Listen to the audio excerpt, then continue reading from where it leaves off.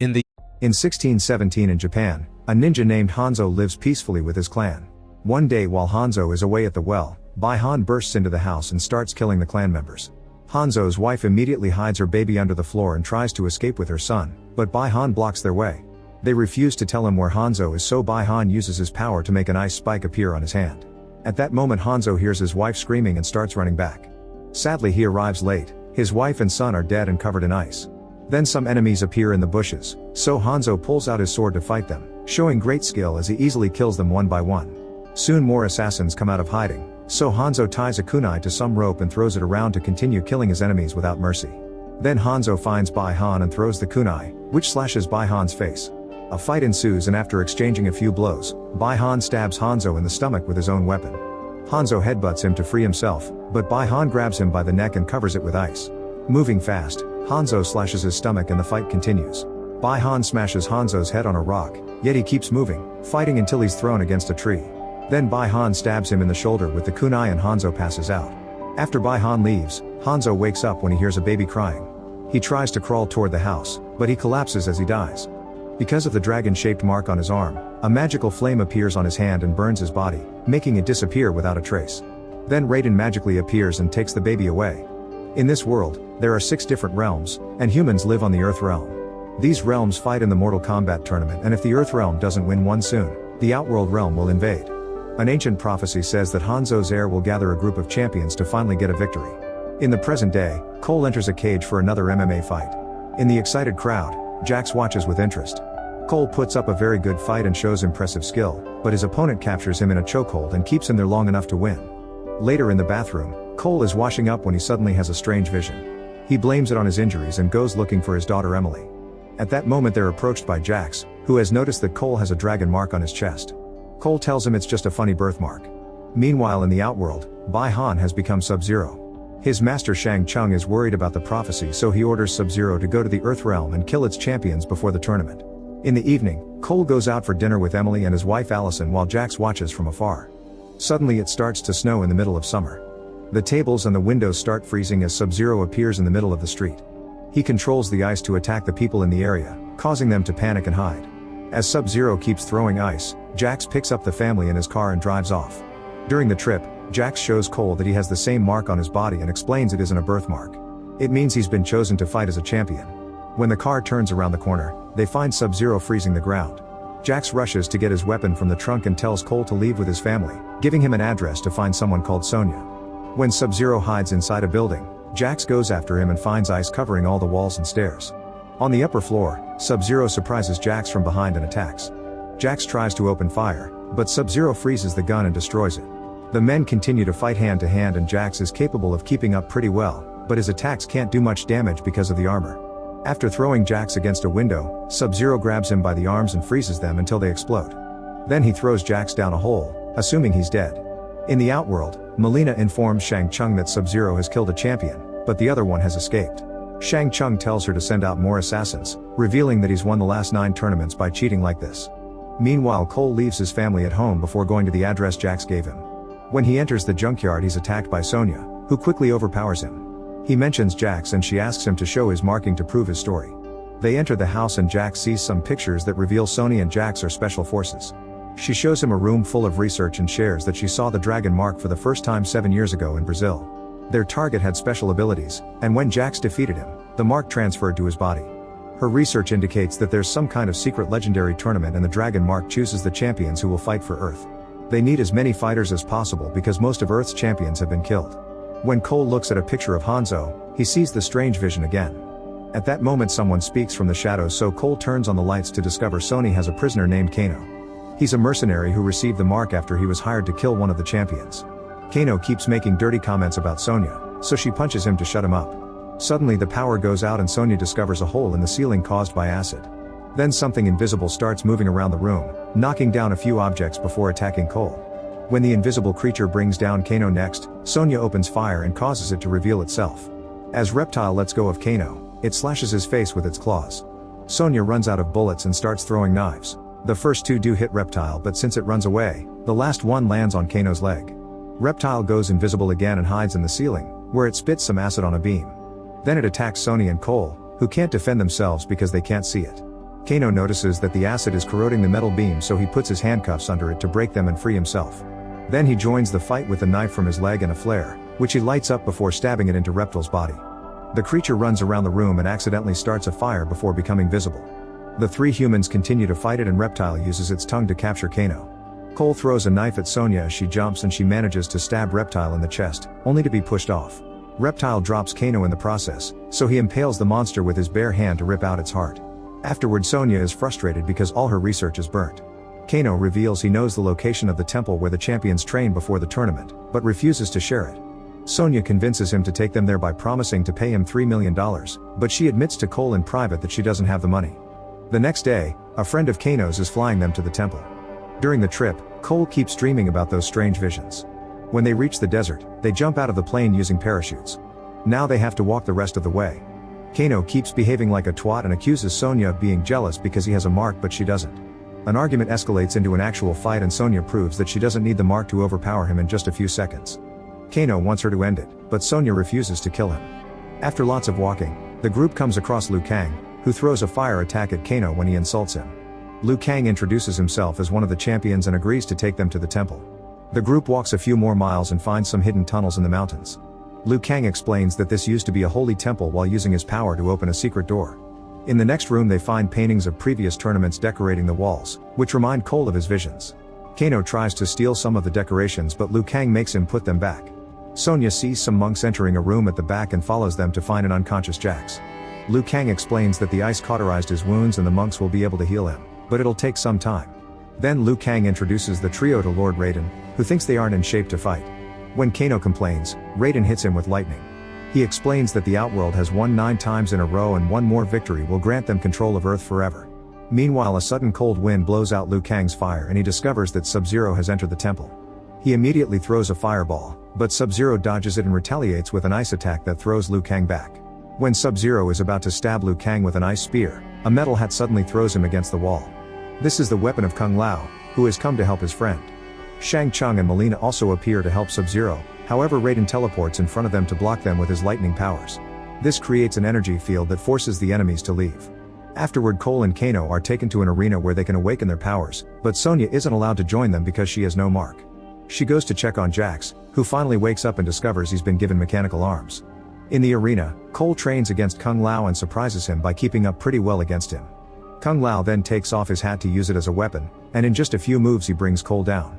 Next, Kano goes against Liu Kang and is defeated in seconds. While Liu Kang takes care of Cole's wounds with stitches and fire, he tells him the story of how he was found by Raiden and found his fire power. He advises Cole to understand what drives him to fight.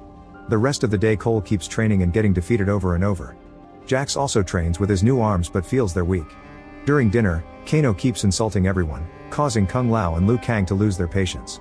They call him out for being too aggressive for such a useless fighter. Kano furiously goes on a rant and his eye starts glowing.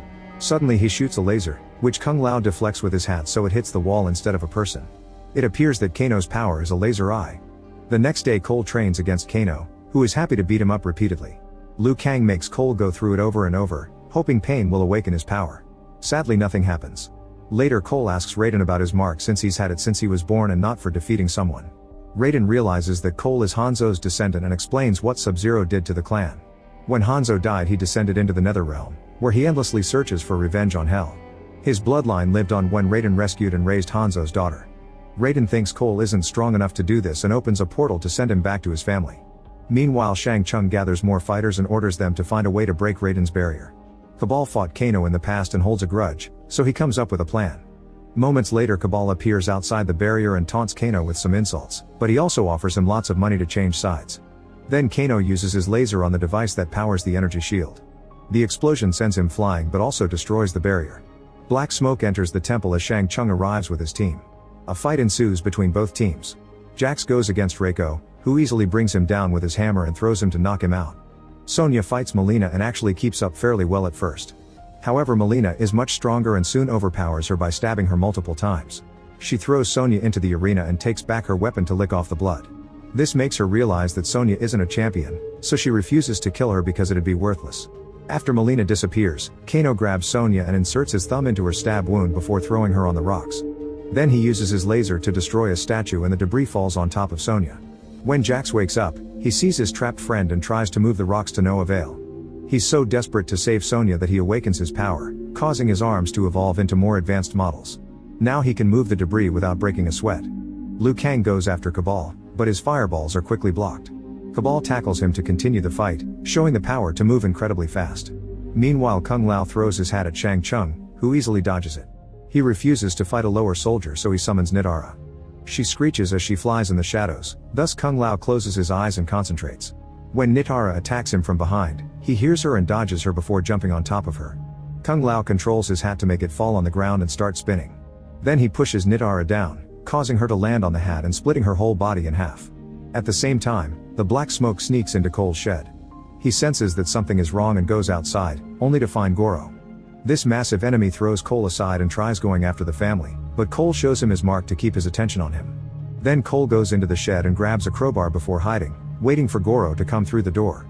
However, Goro punches right through the wall and grabs Cole with his multiple arms to beat him up. Goro also breaks the wooden beams to use as weapons, which causes the shed to start collapsing. Cole tries to crawl out as quickly as possible, but debris falls on top of him and traps him.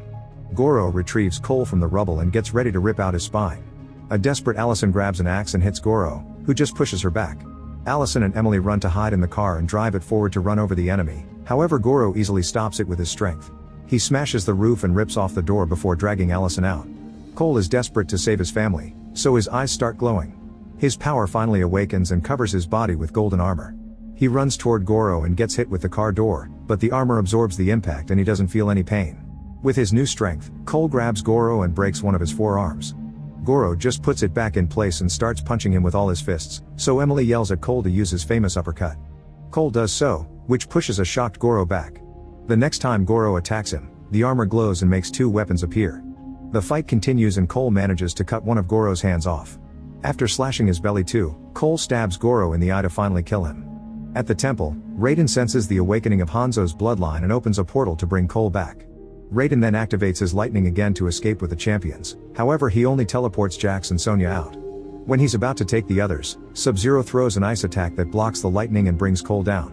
When Sub-Zero is about to attack again, Kung Lao throws his hat to block him. Shang Tsung uses his power to drag Kung Lao toward his hand and proceeds to suck out his soul to kill him. Hearing the screaming, Liu Kang punches Cabal off and runs to the arena, but it's too late. Cole rushes to grab Liu Kang so he won't do anything stupid and a sudden lightning teleports them out of the temple. The whole team appears in the void, a space between realms where they can't be tracked. After Raiden hands Cole Hanzo's kunai, he teleports each team member separately to contain the fights. Jax appears in front of Reiko and stops the hammer with his new arms. After breaking it, Jax repeatedly punches Reiko and smashes his head between his hands for an instant kill. Kano is at Sonya's house, so she sneaks under the floor and uses a hatch to slash his leg. She then surprises him from behind and manages to stab him in the back. They exchange multiple blows and Sonya stops the laser by breaking a bottle on Kano's face, then she disappears. Kano thinks she went down the hatch and fires his laser at it, but she's actually in the other room. Sonya throws a bottle of acetone at him, temporarily disabling his eye. The battle continues in the bathroom, where they use a bunch of random objects to hit each other before Sonya is thrown out the window. Kano follows her and grabs her in a chokehold, but luckily Sonya finds a garden gnome on the ground and stabs Kano in the eye to finally kill him. This makes the mark appear on her arm. Meanwhile, Liu Kang is ready for Cabal this time, attacking him with fire punches while dodging his dual swords. After exchanging a few blows, Liu Kang kicks Cabal multiple times in the chest to throw him into black quicksand. Then Liu Kang summons a dragon of fire that burns Cabal to ashes. Cole is having trouble with Melina, who manages to land multiple hits by attacking by surprise because she's capable of going through quick portals. Melina roars as her face splits, revealing a bigger mouth and dozens of teeth. When she tries to bite Cole, he blocks her mouth with his weapon. At that moment Sonya appears and uses her new power to shoot a plasma beam, which instantly kills Melina with a hole in her belly. Back in Cole's house, Sub-Zero appears outside the door. Then he shows up in front of Cole and shows him that he's got Emily's bracelet, which he freezes to destroy it. A furious Cole follows him into the smoke cloud and is teleported into his gym where the ice is keeping his family captive. Sub-Zero attacks Cole and another fight begins.